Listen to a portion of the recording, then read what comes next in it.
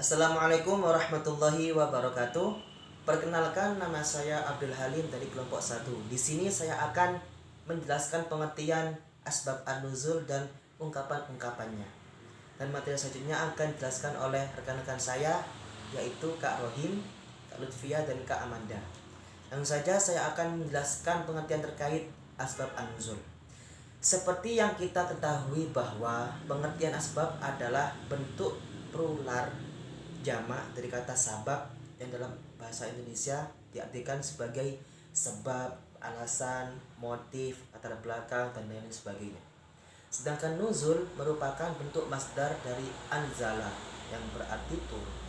Adapun menurut istilah, ada beberapa pendapat ulama yang mengartikan asbab an-nuzul. Yang pertama, menurut Abdul Jalal, ilmu asbab an-nuzul ialah membahas kasus-kasus yang menjadi sebab diturunkannya beberapa ayat Al-Quran, macam-macamnya, sigot, tarjih, riwayat-riwayatnya, dan faidah mempelajarinya. Yang kedua, menurut Quraisy Shihab, berdasarkan kutipan dari Al-Zarqani, asbab an-nuzul adalah suatu kejadian yang menyebabkan turunnya suatu ayat atau beberapa ayat yang dapat jadikan petunjuk hukum berkenaan turunnya suatu ayat. Yang ketiga, dari pendapat Muhammad Hasbi As-Siddiqi mengartikan bahwa asbab an-nuzul sebagai kejadian yang karenanya diturunkan Al-Quran untuk menerangkan hukumnya di hari timbul kejadian-kejadian itu, dan suasana yang di dalamnya Al-Quran diturunkan serta membicarakan sebab yang tersebut itu, baik diturunkan langsung sesudah terjadi sebab itu ataupun kemudian lantaran sesuatu hikmah. Dan yang keempat, pendapat dari Nurkholis Majid mencatatkan bahwa asbab an-nuzul adalah konsep teori atau berita tentang adanya sebab-sebab turunnya wahyu tertentu dari Al-Quran kepada Nabi Muhammad, baik berupa satu ayat, satu rangkaian ayat, maupun satu surat. Yang terakhir adalah Al-Zarqani berpendapat bahwa asbab nuzul adalah keterangan mengenai suatu ayat atau rangkaian ayat yang berisi tentang sebab-sebab turunnya atau menjelaskan hukum suatu kasus pada waktu kejadiannya. Dari pendapat beberapa para ulama yang mengartikan mengenai sebab an-nuzul, kami mengambil kesimpulan secara global, yakni asbab an-nuzul adalah sesuatu yang melatar belakangi turunnya suatu ayat yang mencakup suatu permasalahan dan menerangkan suatu hukum pada saat terjadi peristiwa-peristiwa yang terjadi. Dari pengertian tersebut di atas dapat ditarik dua kategori mengenai sebab turunnya suatu ayat. Pertama, suatu ayat turun ketika terjadi peristiwa, contohnya pada surat Al-Lahab, yang dimana surat tersebut turun dikarenakan Allah memerintahkan kepada Nabi Muhammad untuk memperingatkan kepada para kerabat dekatnya. Lalu Nabi naik ke Bukit Safa dan memperingatkan kaum kerabatnya akan azab yang pedih. Ketika itu Abu Lahab berkata, "Celakalah engkau, apakah engkau mengumpulkan kami hanya untuk urusan ini?" Lalu ia berdiri, maka turun surat Al-Lahab tersebut. Kedua, suatu ayat turun apabila Rasulullah ditanya tentang sesuatu hal, maka turunlah ayat Al-Quran yang menerangkan hukum-hukumnya, seperti contoh zihar. Seperti pengaduan Khawlah binti Sa'labah kepada Nabi SAW yang dijatuhkan zihar oleh suaminya, yaitu Aus bin Samit. Pada saat itu Khawlah telah menghabiskan masa mudanya dan telah melahirkan seorang anak dengan Aus bin Samit. Akan tetapi Khawlah sudah tua dan tidak bisa memberikan seorang anak. Lalu Aus bin Samit menjatuhkan zihar kepada Khawlah, dan disitulah turunlah ayat, "Sesungguhnya Allah telah mendengar perkataan perempuan yang mengadu kepadamu tentang suaminya," yakni Aus bin Samit. Yang kedua, saya akan menjelaskan tentang ungkapan-ungkapan sebab an-nuzul. Ungkapan-ungkapan ini digunakan oleh para sahabat untuk menunjukkan turunnya Al-Quran tidak selamanya sama. Ungkapan-ungkapan tersebut secara garis besar dikelompokkan menjadi dua kategori, yaitu yang pertama, sharih atau jelas. Ungkapan riwayat sharih yang memang jelas menunjukkan asbab an-nuzul dengan indikasi menggunakan lafaz sebab turun ayat ini adalah titik, telah terjadi titik, maka turunlah ayat titik. Rasulullah SAW pernah ditanya tentang titik, maka turun ayat titik. Contoh lain dari Quran surat Al-Maidah ayat 2 yang berbunyi, A'udzu billahi minasyaitonir rajim. Bismillahirrahmanirrahim. Ya ayyuhalladzina amanu la tuhillu sya'airallah لا تحلوا شعائر الله ولا الشهر الحرام ولا الهدي ولا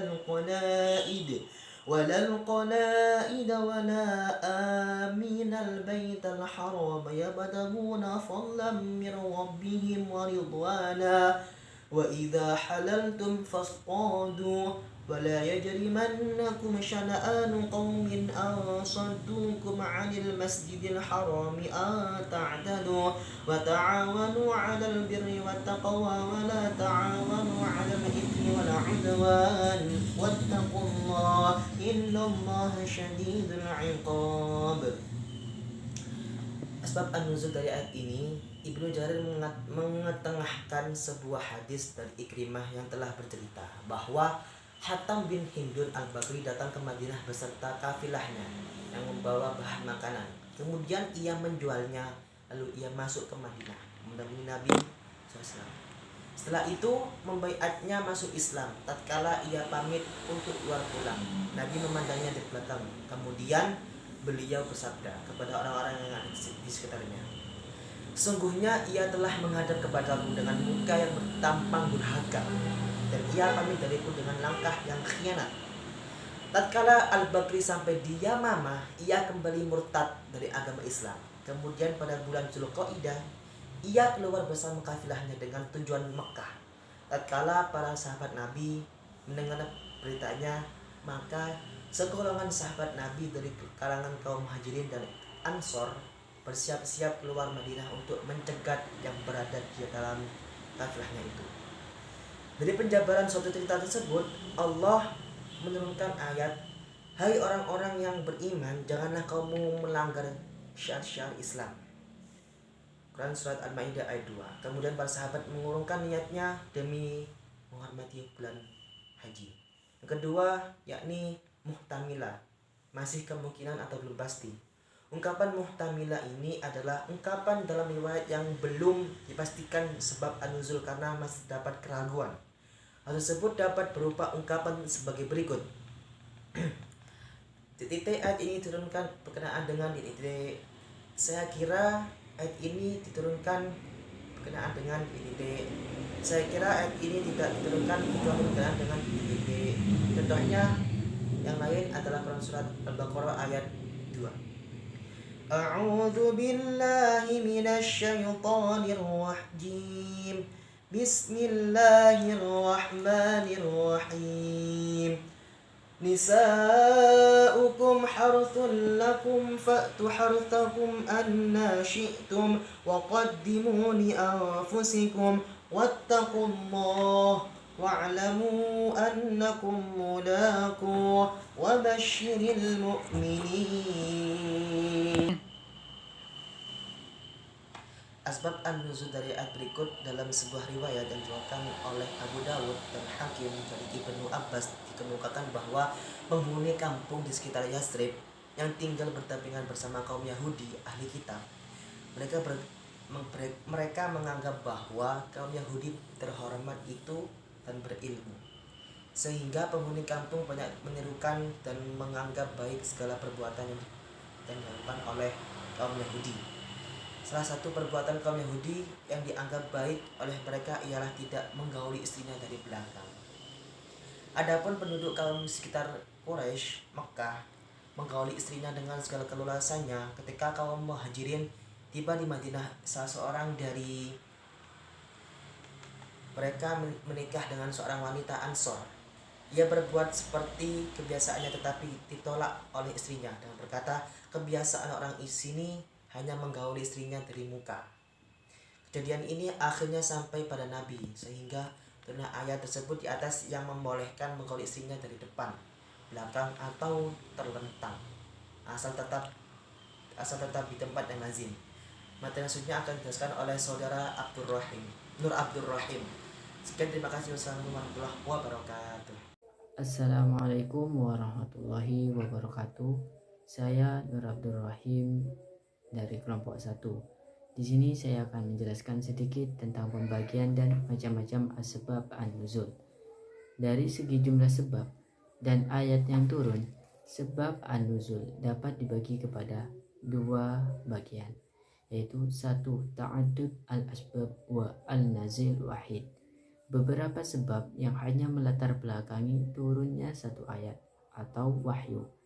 Terkadang wahyu turun untuk menanggapi beberapa peristiwa atau sebab. Misalnya turun Quran surat Al-Ikhlas ayat 1 sampai 4.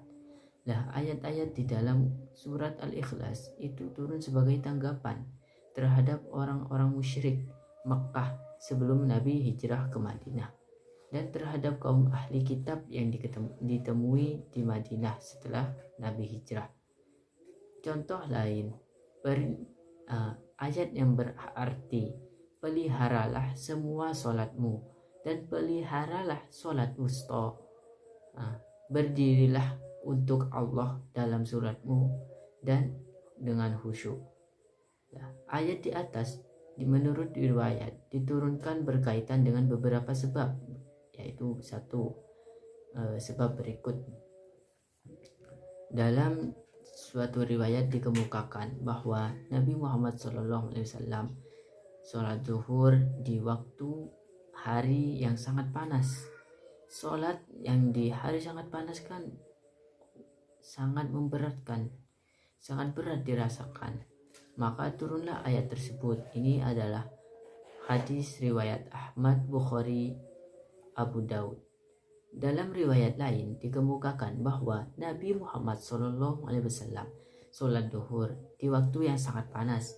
Di belakang Rasulullah tidak lebih dari 1 atau 2 saf saja, 1 atau 2 saf saja yang mengikutinya. Kebanyakan di antara mereka sedang tidur siang. Ada pula yang sedang sibuk berdagang. Maka turunlah ayat tersebut. Ini adalah hadis riwayat Imam Ahmad, Imam An-Nasai, Imam Ibnu Jarir. Dalam riwayat lain dikemukakan juga pada zaman Rasulullah SAW ada orang-orang yang suka bercakap-cakap dengan kawannya yang ada di samping mereka adalah orang yang sholat. Maka turunlah ayat tersebut yang memerintahkan supaya diam pada waktu sedang sholat.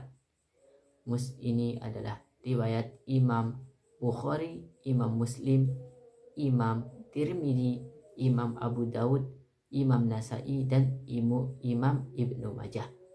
Dalam suatu riwayat dikemukakan bahwa ada orang yang bercakap-cakap di waktu sholat. Ada pula yang menyuruh temannya menyelesaikan dulu keperluannya. Di waktu sedang sholat, semua itu dilakukan di waktu sedang sholat. Maka turunlah ayat ini yang sedang memerintahkan supaya khusyuk ketika sholat. Yang kedua itu adalah ta'addud an-nazil wa al-asbab wahid. Satu sebab yang melatar belakangi turunnya beberapa ayat.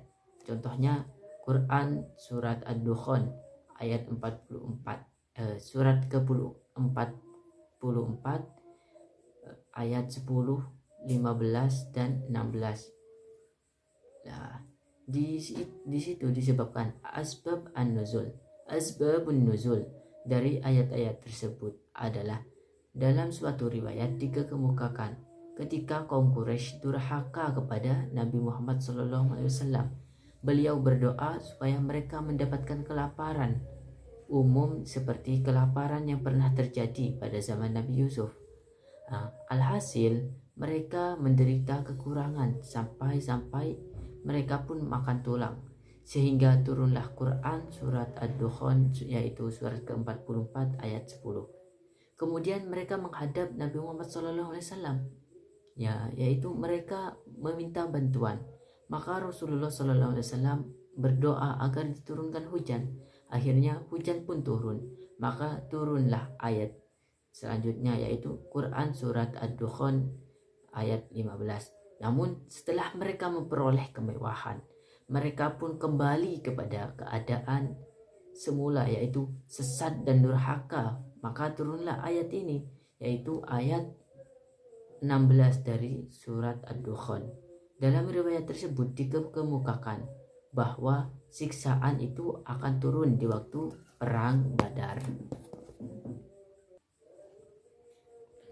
Lah juga teman-teman, di kitab yang pernah saya kaji yaitu kitab Al-Qawaidul Asasiyah fil Ulumil Quran. Di situ dijelaskan bahwa turunnya Al-Quran itu ada dua macam juga, yaitu satu, turun tanpa ada sebab suatu apapun. Yang kedua, turunnya karena ada sesuatu kejadian atau pertanyaan. Ya, seperti yang saya jelaskan sebelumnya. Banyak ulama yang membahas bagian yang kedua, dan banyak kitab-kitab yang menjelaskan asbabun nuzul, yang menjelaskan Al-Quran yang turun karena adanya sebab dengan ijtihad dan ilmu.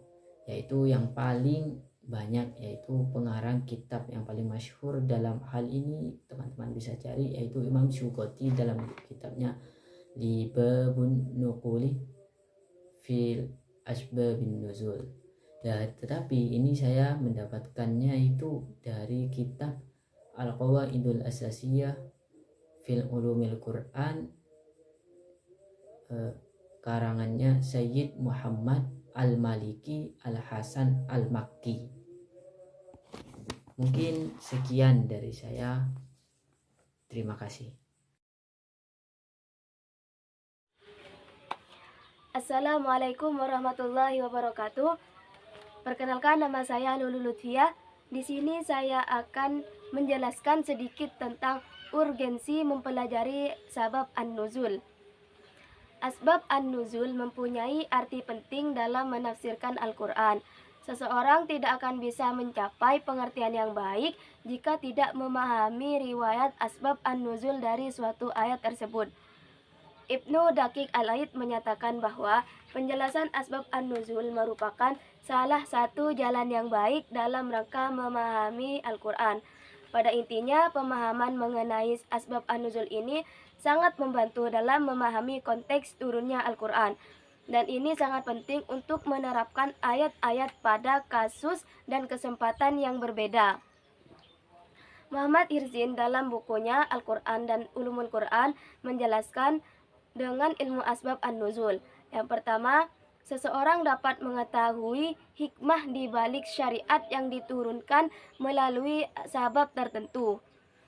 Kedua, seseorang dapat mengetahui pelaku atau orang yang terlibat dalam peristiwa yang mendahului turunnya suatu ayat.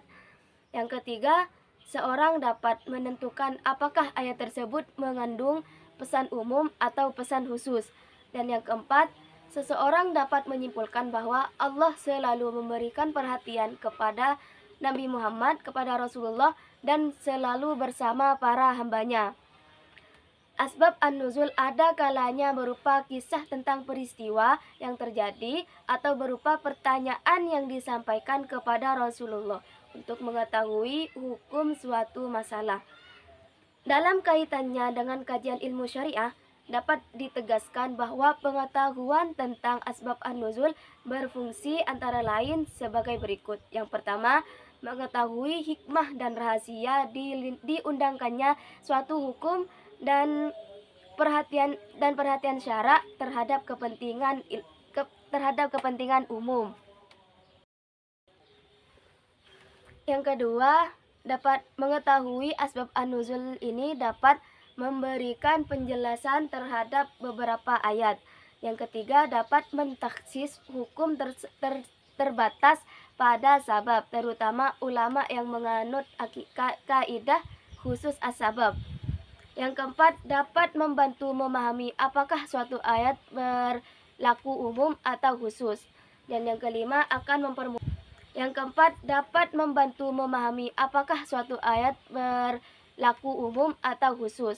Dan yang kelima, akan mempermudah orang yang menghafal ayat-ayat Al-Quran serta memperkuat keberadaan wahyu dalam ingatan yang mendengarkannya jika mengetahui sebab turunnya ayat tersebut. Mungkin cuma ini yang dapat saya sampaikan. Kurang lebihnya saya mohon maaf yang sebesar-besarnya. Wassalamualaikum warahmatullahi wabarakatuh. Assalamualaikum warahmatullahi wabarakatuh. Sebelumnya, perkenalkan saya Amanda Novia Rahmadani dari kelompok 1 dengan NIM 2107-2110-0076. Di sini saya akan melanjutkan presentasi dari materi yang telah disampaikan oleh teman saya, yaitu materi tentang keumuman lafal dan kekhususan sebab. Apabila bersesuaian antara ayat yang diturunkan dengan sebab dalam keumuman atau bersesuaian dalam kekhususan, maka makna umum dibawa pada keumumannya dan yang khusus dibawa pada kekhususannya.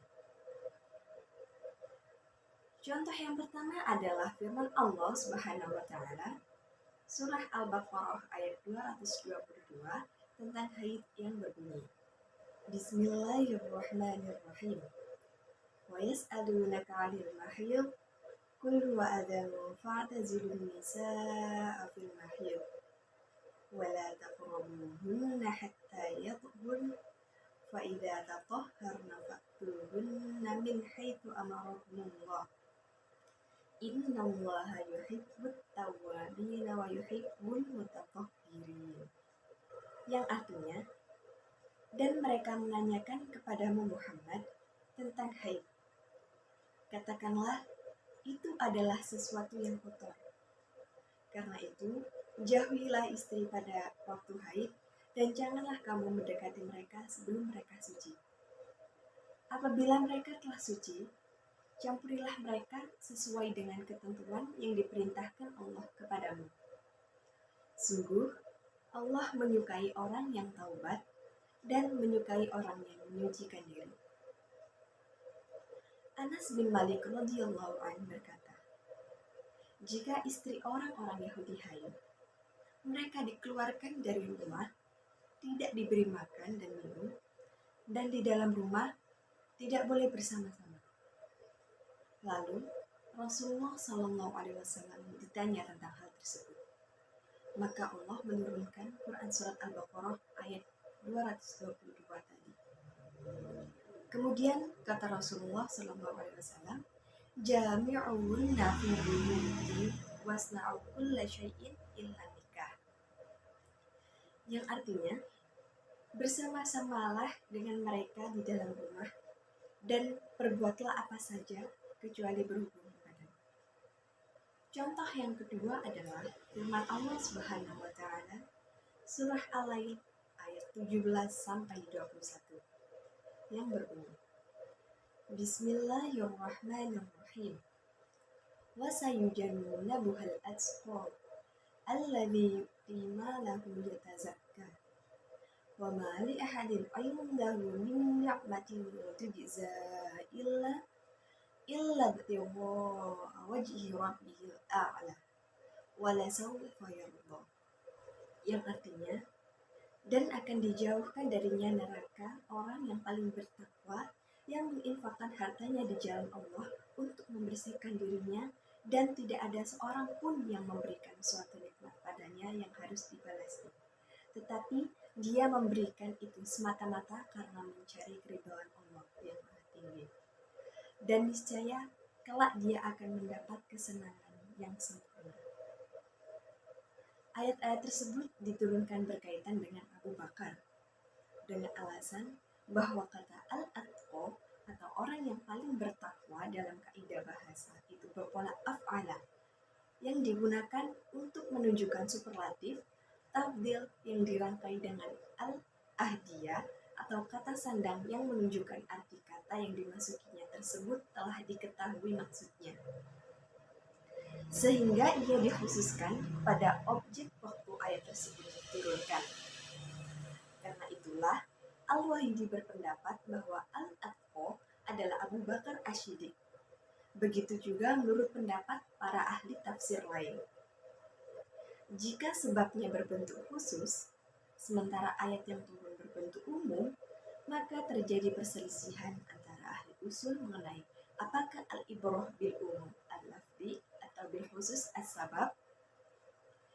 Jumhur ulama berpendapat bahwa yang menjadi pegangan adalah ibrah bil umum al-lafzi atau yang harus diperhatikan keumuman lafaz. Seperti pada turunnya zihar dalam kasus Salamah bin Syakh, ayat li'an dalam masalah Hilal bin Umayyah, serta ayat tentang seorang wanita yang mencuri pada zaman Nabi atau as-sarqah. Kemudian, sebagian ulama berpendapat bahwa al-ibrah bil khusus as-sabab atau yang harus diperhatikan adalah kekhususan sebab. Mereka berpendapat bahwa kasus zihar li'an dan wanita yang mencuri pada zaman Nabi itu hanya berlaku bagi mereka saja, tidak berlaku bagi orang lainnya.